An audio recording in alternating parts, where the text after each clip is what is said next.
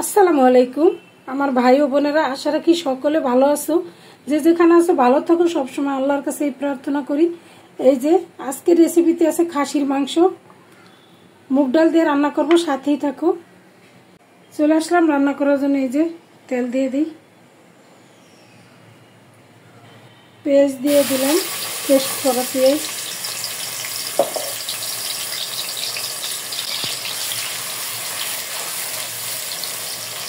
এখানে আছে আদা রসুন বাটা,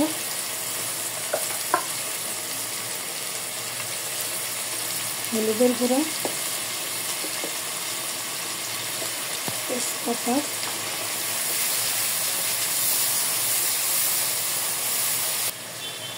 স্বাদ মতো লবণ।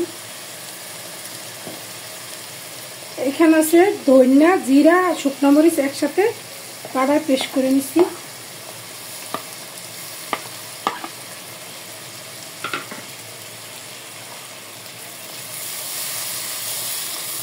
মশলাটা 5 মিনিটের মতো কষায় নিব আস্তে আস্তে।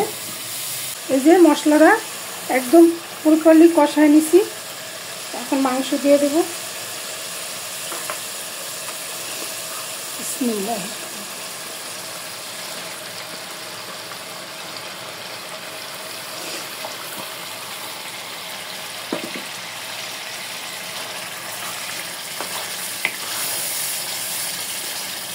ভালোভাবে মিক্স করে দিতে হবে।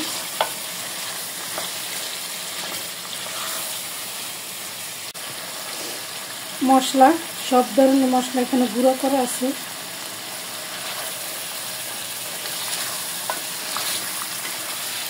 ঢাকনা দিয়ে আমি 10 মিনিটের মতন কষায় দেব। মাঝে মাঝে একটু আইসা চেক করে নিতে হবে।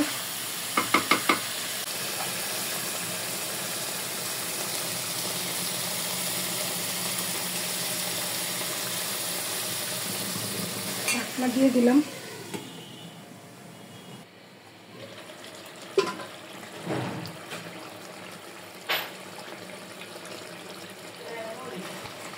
আমার খাসির গোশতটা কষানো হয়ে গেছে, আমি এখন ডাল দিয়ে দিব, মুগ ডাল।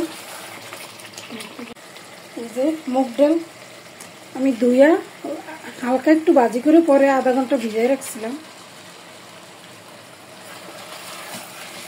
একটু নাড়াচাড়া করে পরে ঝোলের পানি দিয়ে দেব।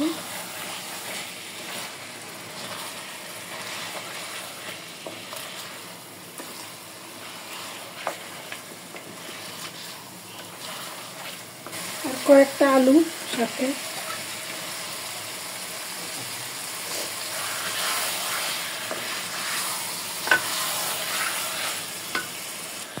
কাঁচামরিচ। মুগ ডাল এই জন্য একটু ঝাল ঝাল রান্না করব।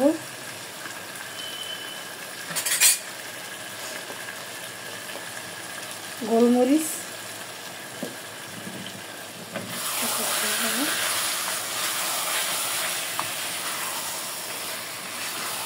আমার মুগ ডালটা কষানো হয়ে গেছে, আমি একটু ঝোলের পানি দিয়ে দেবো।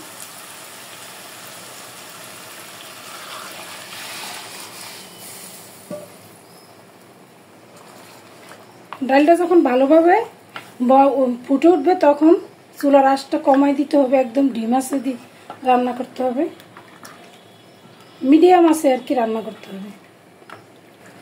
ঢাকনা দিয়ে দিলাম 20 মিনিটের জন্য, মাঝে মাঝে এসে একটু চেক করে নিতে হবে। এই যে ইয়ামি খাসির মাংস রান্না করা শেষ, মুগ ডাল দিয়া। অনেক মজা হয়েছে, আমি একটু খেয়ে দেখছিলাম, মাশাআল্লাহ অনেক সুন্দর একটা ঘ্রাণ বাইরে হয়েছে। আমার রান্না এখানেই শেষ।